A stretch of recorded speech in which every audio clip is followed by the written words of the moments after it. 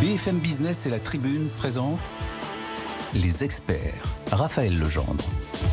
Bonjour à tous, bienvenue sur Les Experts. La tension est à son comble entre les chefs d'entreprise et le gouvernement qui accuse les organisations patronales d'en faire trop sur les hausses d'impôts qui ne seront jamais votées.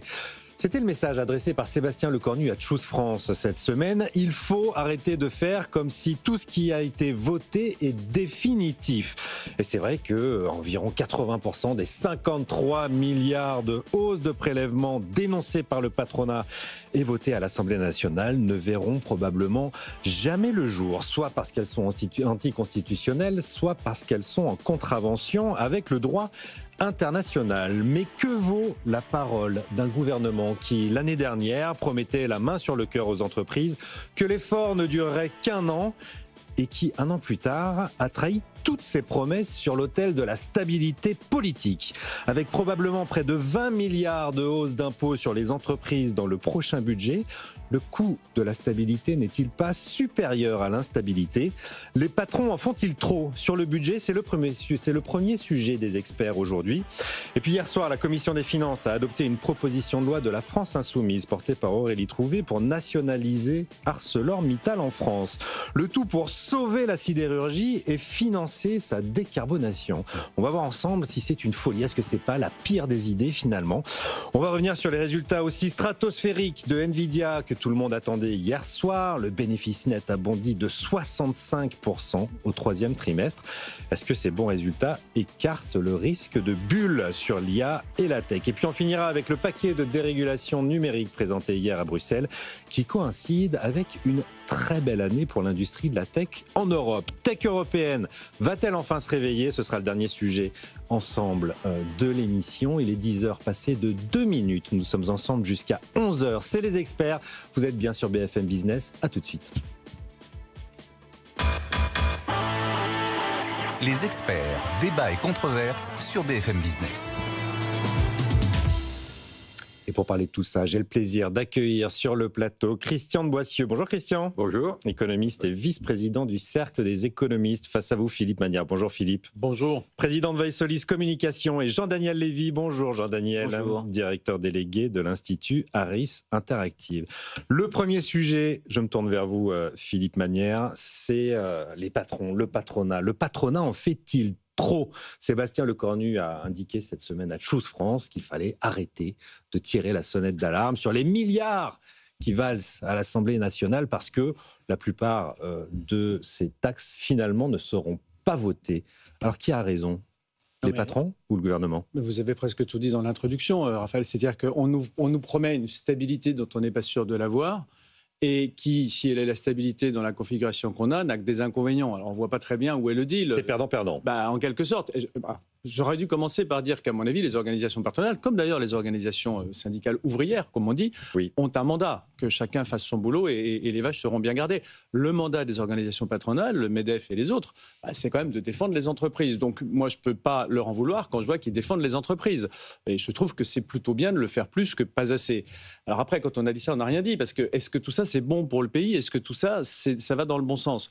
Moi, je crois que oui, parce qu'il se trouve que précisément ce contre quoi le MEDEF s'érige, ce sont des taxes et des comportements qui sont très mauvais pour le pays. Vous disiez vous-même la parole de l'État. La parole de l'État, c'est quand même pas tout à fait rien. Enfin, on est quand même dans une situation où le civisme élémentaire a plutôt tendance à s'éroder qu'à prospérer. Oui. Est-il, dans ce contexte-là, de bonnes méthodes de renier la parole de l'État ?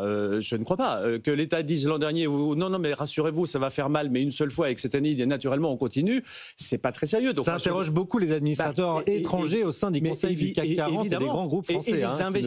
Et les investisseurs étrangers. Moi, quelques jours, je voyais quelqu'un qui fait profession de faire venir des investisseurs étrangers, qui est à 2 doigts de signer un deal de 2 milliards d'investissements en France.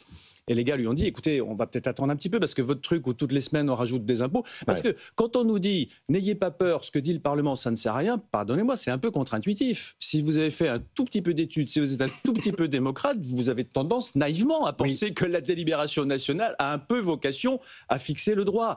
Alors que le Premier ministre dise, vous n'avez rien compris, le Parlement ne sert à rien, moi, je trouve ça un peu violent sur le plan institutionnel, théorique, intellectuel et moral, mais qu'en plus, ils disent, vous avez tort de gueuler contre ce qu'on ne fera pas, quoi qu'on dise qu'on va le faire, là ça va franchement un peu loin. Donc moi je trouve que le MEDEF fait son boulot. Les patrons sont objectivement furieux parce qu'il leur tombe tous les ans une catastrophe de plus sur la tête. Alors quand on leur dit... Alors, pardon, dernier argument, puis après je laisse la parole. Quand on dit qu'il y en aura 80%, ce sera rien. Oui.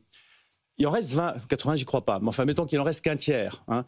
Prenez le tiers de 53 milliards, vous n'êtes pas loin du double de ce qu'on a fait l'an dernier. Donc moi, je crains beaucoup le biais d'ancrage. On va leur dire, voyez, ça risquait d'être 53 milliards, ça n'est que 15 milliards, 20 milliards, 30 milliards.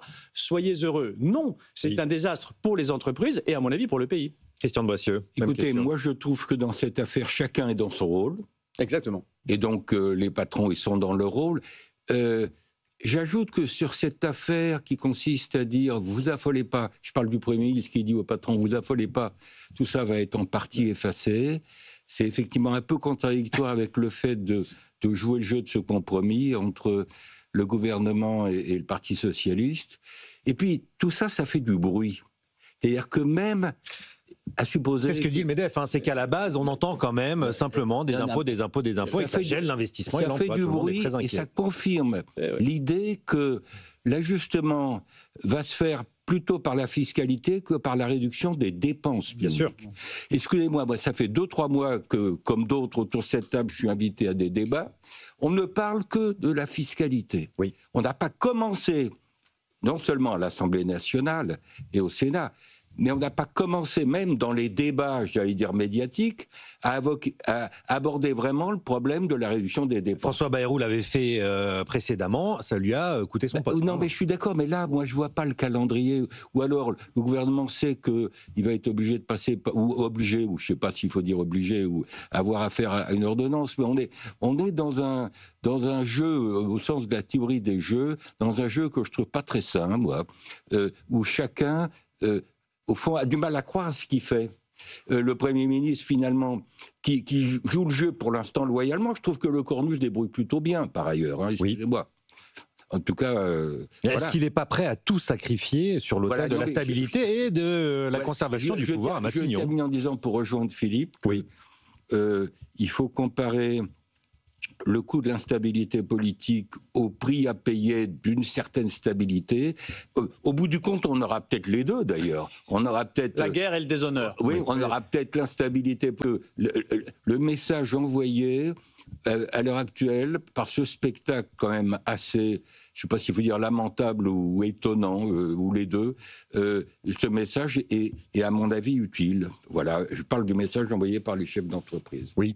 Jean-Daniel Lévy, comment est perçu ce désordre dans l'opinion publique ? Il est mal perçu, mais il faut voir aussi ce que peut être l'origine du point de vue des Français. C'est qu'il y a eu une dissolution et que cette dissolution n'a pas tranché véritablement un débat. Oui. Il y a un point qui est assez frappant et d'ailleurs qui revient de la part des Français sans être dans une forme de complotisme ou de critique absolue, c'est quel a été le mandat qui a été fixé d'une manière globale à l'égard de l'exécutif. Et ce mandat n'existe pas à proprement parler. Avec un point qui commence à ressurgir, c'est que les Français ne remettent pas en cause le fait aujourd'hui que nous avons une dette, un déficit qui est assez important. C'était même assez angoissé par le sujet. Et que ça a progressé quand même assez nettement au cours des derniers mois. Mais pour autant, ils disent, est-ce que ça a été l'objet du débat de la dissolution et des élections législatives dernières? Absolument pas.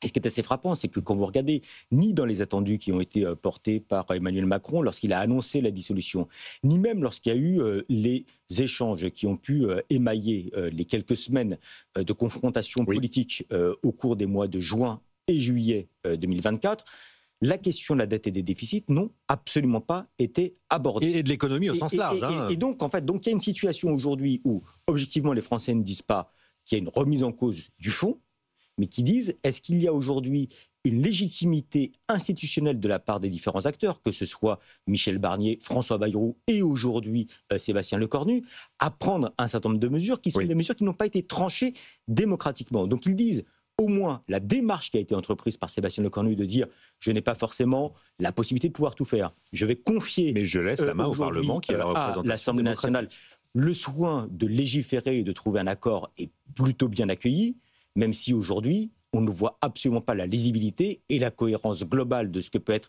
l'ensemble du budget tel qu'il semble se dessiner. Plus personne n'y comprend rien. Tant et si bien qu'on est quand même dans une situation qui sera peut-être unique sous l'histoire de la Ve République et qui commence à se dessiner. avec un refus de la part de toutes les forces politiques de voter le budget, et à chaque fois, pour des raisons qui vont être des raisons différentes. On a trouvé une forme d'unanimité sur les bancs de l'Assemblée nationale. Tout le monde est d'accord pour dire non. Chacun a gagné quelque chose dans le cadre de ce budget, mais pour autant, les pertes qui sont perçues de la part des différentes forces politiques apparaissent comme étant plus importantes que les gains qui ont été opérés et qui ne permettent pas aujourd'hui d'avoir une clarté d'un point de vue global, d'un point de vue d'opinion. Philippe Magnière.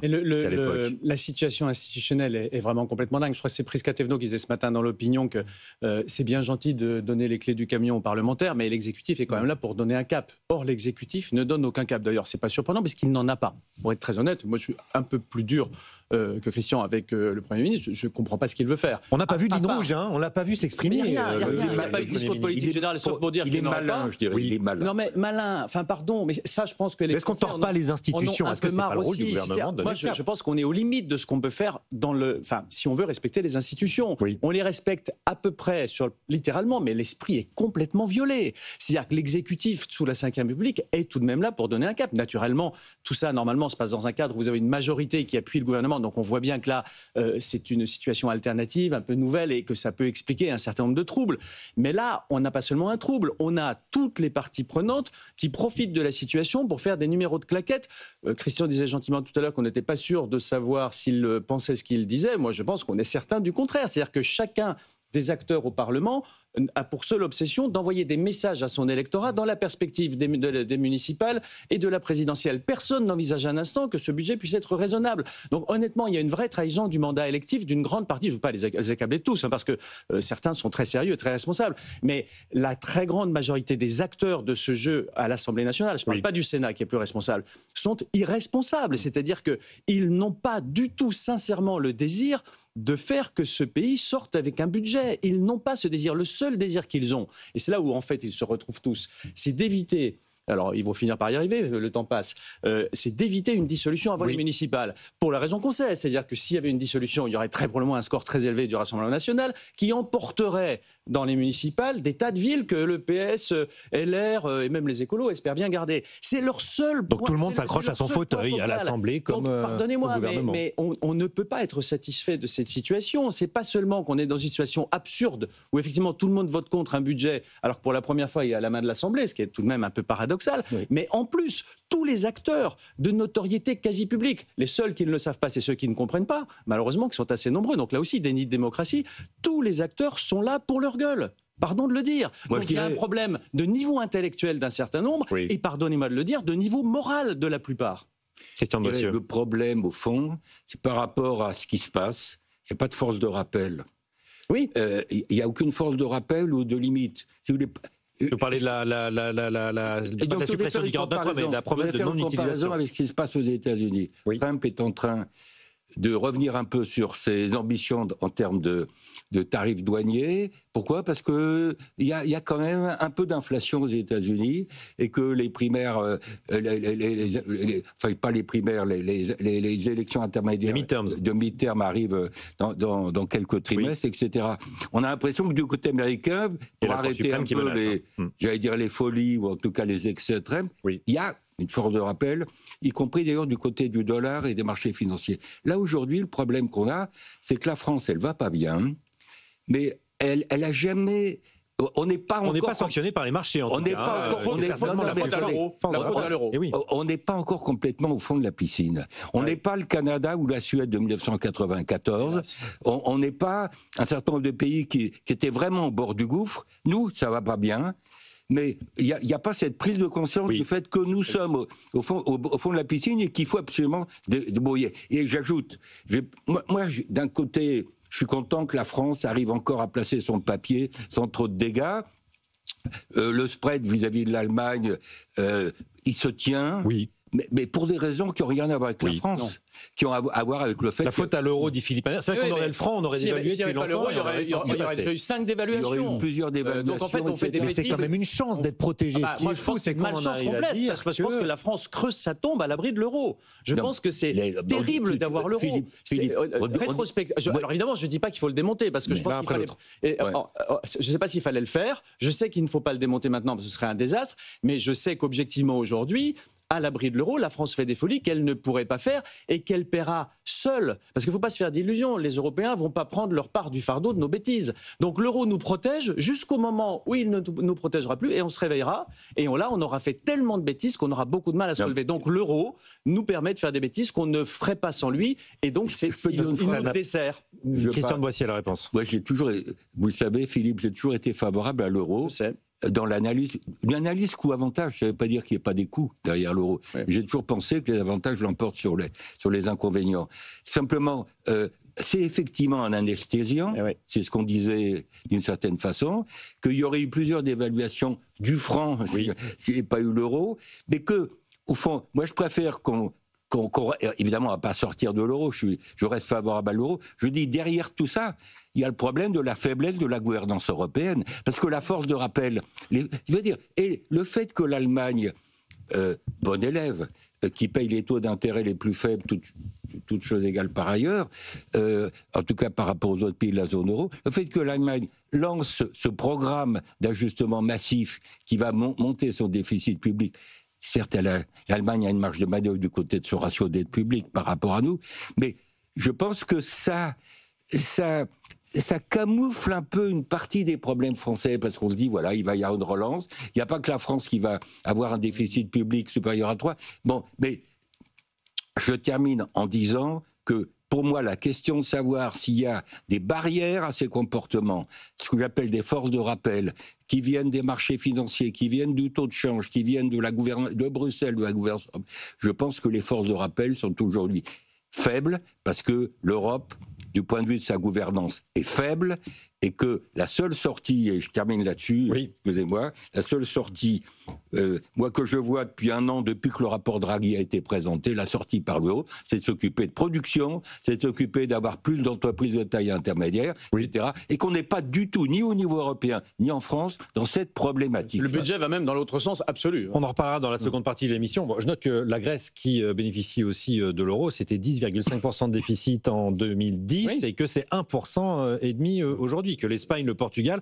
ont fait le boulot chez eux, mais parce que en redressant la Grèce, parce qu'on les a obligés à faire le boulot, sinon ils bénéficiaient plus de l'euro. Donc des marchés. Malheureusement, ça n'arrivera pas chez nous, pas de cette manière. Bon, chez nous, on va nationaliser. C'est ce que propose la France Insoumise. C'était hier soir en commission des finances, une proposition de loi d'Aurélie Trouvé pour nationaliser ArcelorMittal, nationaliser la sidérurgie. Ça nous rappelle de vieux souvenirs. L'idée, c'est de protéger évidemment les emplois et d'aider à la décarbonation. Est-ce que c'est efficace, à la nationalisation Est-ce que c'est important d'abord de garder la sidérurgie ? C'est pas le boulot de l'État de propriétaire d'entreprises sidérurgiques, d'ailleurs d'aucune entreprise, à part des cas très rares. Alors, comme toutes les règles, on peut imaginer des exceptions. Même les États-Unis, qui sont, comme on le sait, assez peu favorables traditionnellement, enfin maintenant il y a Trump, mais qui historiquement sont assez peu favorables à la détention collective des moyens de production. Oui, et en même temps, il prend des parts de plus en plus dans les entreprises américaines. Oui, mais c'est nouveau, ça c'est des Trumperies. Mais avant, rappelez-vous, sous Obama, ils ont nationalisé temporairement une partie de l'industrie automobile, etc. Donc, quand il y a une crise, quand il y a une raison de penser... L'État peut jouer un rôle stratège, non ? Non, ça moi j'y crois pas beaucoup. D'ailleurs, regardez le track record de l'État comme stratège. Et puis il y a encore un autre argument, c'est que si vous êtes actionnaire, oui, Alstom, ça a pas mal marché. 350 millions de bénéfices. Si vous êtes actionnaire d'une entreprise, vous, moi, parce qu'on l'achète en bourse, si ça se casse la figure, on était volontaire pour prendre le risque. Quand c'est nationalisé, c'est le contribuable qui prend le risque sans qu'on le consulte et tout le monde paye les pots cassés. Donc il y a quand même de très bons arguments pour être très réticent aux nationalisations. Mais effectivement, il y a des exceptions. J'évoquais le cas américain, vous évoquez à juste titre le cas d'Alstom. On peut se dire que dans certains cas, une entreprise ou un secteur passe par un mauvais moment, mais que ça va se redresser et que c'est l'intérêt de tous que l'État investisse parce qu'il ressortira à peu près convenablement. Moi, je ne suis pas hostile à ça, pourquoi pas ? Simplement, je me demande si on peut plaider que le marché de l'acier va se redresser de telle manière un jour, de telle manière que l'État puisse ressortir d'ArcelorMittal un jour, enfin d'Arcelor, parce qu'il n'y aura plus de Mittal, sans perdre de l'argent. Je n'y crois pas beaucoup. Alors, le dernier argument, c'est celui de la souveraineté. Est-ce qu'il est vraiment important qu'un pays produise de l'acier ? Les Allemands, les Italiens, qui sont quand même jusqu'à nouvel ordre nos amis et nos voisins, en font bien, du bon. Faut-il se dire qu'on a absolument besoin d'une autre ? Je n'en sais rien. Donc moi, je serais plutôt rétif à cette idée-là, mais je ne pense pas qu'il faut la rejeter sur des raisons de principe, surtout sur des raisons à partir de raisons d'analyse du marché et de la situation spécifique de l'entreprise dont on parle. Est-ce que ça sonne bien encore dans l'opinion publique, le mot nationalisation? Ça sonne très très bien. Ça sonne très très bien, pas forcément d'une manière globale, mais lorsque vous allez l'appliquer à des secteurs qui apparaissent comme étant pas forcément stratégiques en tant que tels, mais qui apparaissent comme étant emblématiques. Oui. Et que derrière la sidérurgie, on a la perception, à tort ou à raison, que on a le départ de tout un parti de savoir-faire ou de franges de population ou de territoires qui peuvent être à leurs yeux sinistrés. On a vu ce qui s'est passé notamment dans l'Est de la France. On avait vu d'ailleurs à l'époque de François Hollande les débats à l'époque de Florence, par exemple, etc. Absolument. Et que globalement, le débat pour les Français, c'est pas savoir est-ce que ça marche ou est-ce que ça marche pas. Le débat est pas savoir est-ce que l'État est stratège ou pas stratège, est-ce que c'est un secteur qui est un secteur d'avenir ou pas, mais presque plus, est-ce que c'est un secteur du passé dont on souhaite véritablement tourner la page. C'est plus émotionnel que rationnel économiquement. Une dimension profondément émotionnelle, en se disant que c'est pas normal que ce soit des ouvriers qui payent entre guillemets les pots cassés. Oui. En plus, en France, en général, on n'aime pas tellement les gros, et là, pour le coup, on a le sentiment qu'il y a des gros actionnaires individuels ou extérieurs qui sont intervenus, qui ont bénéficié en plus, et on a entendu parler de ça, d'aide de la part de l'État, et que par la suite, à la suite de cela, il y a une décision, pour des raisons qui apparaissent comme étant obscures, de fermer ou en tout cas de se retirer de cet aspect-là. Donc c'est pas la question de savoir est-ce que l'acier apparaît comme étant profondément stratégique, c'est qu'allons-nous faire aujourd'hui de nos classes populaires et de nos catégories populaires. Ce qui n'est pas d'ailleurs sans effet d'un point de vue politique. Quand vous regardez, c'est très politique comme question, mais c'est ce que j'allais vous dire. Le comportement électoral, Philippe en parlait tout à l'heure, c'est que malgré tout, vous avez des enjeux qui sont des enjeux locaux massifs. Et quand vous regardez l'évolution politique qui s'est effectuée dans les endroits dans lesquels il y a eu pas uniquement le secteur qui est le secteur de l'acier, mais le secteur industriel d'un point de vue global qui s'est retiré, vous n'avez pas eu une montée, mais vous avez eu une explosion du vote en faveur du Rassemblement national. La France en est l'exemple pur et parfait. Et parce qu'on ne propose pas. On ne propose pas aujourd'hui un avenir à ces catégories de population-là. Et donc, on va être sur la reconstruction d'un âge d'or a posteriori, en se disant que c'était formidable avant, qu'il y avait une reconnaissance, qu'il y avait un savoir-faire, qu'il y avait une camaraderie, qu'il y avait tout un tas d'imaginaires et sans qu'on puisse dire, aujourd'hui, nous proposons un nouveau modèle et une nouvelle identité pour ces salariés, dans ce contexte-là, pour leur capacité à pouvoir se dire, ce secteur-là, peut-être qui n'est plus totalement stratégique, peut-être qu'il ne peut pas fonctionner, mais à la place, voici ce vers quoi nous pouvons collectivement aller. Là, vous nous décrivez parfaitement une forme de déni de réalité. Le coût du déni de réalité et de l'émotion, c'est 3 milliards d'euros quand même pour nationaliser ArcelorMittal. Christian Boissieu. Un ou deux mots. J'entends bien que l'effet signal peut être positif à l'intérieur, mais je pense qu'il est négatif vis-à-vis de l'extérieur. Et que la France n'a peut-être pas besoin aujourd'hui, dans le contexte du débat fiscal que nous traversons, compliqué, atterrant par certains côtés, je pense qu'il ne faut pas rajouter nécessairement un mauvais signal. Deuxième point, moi je suis pragmatique comme vous deux, c'est-à-dire que si c'est une solution de court terme nécessaire, pourquoi pas. Ce qui me frappe, c'est que quand je regarde les récents mouvements de nationalisation, même en dehors de la France, je pense à la crise bancaire de 2008, qui a entraîné par exemple une nationalisation de certaines grandes banques aux Pays-Bas. Ils sont juste en train d'en sortir. On est en 2025. La nationalisation d'ABN AMRO aux Pays-Bas datée de 2008. Donc le temporaire risque de durer. C'est ça que je suis en train de dire.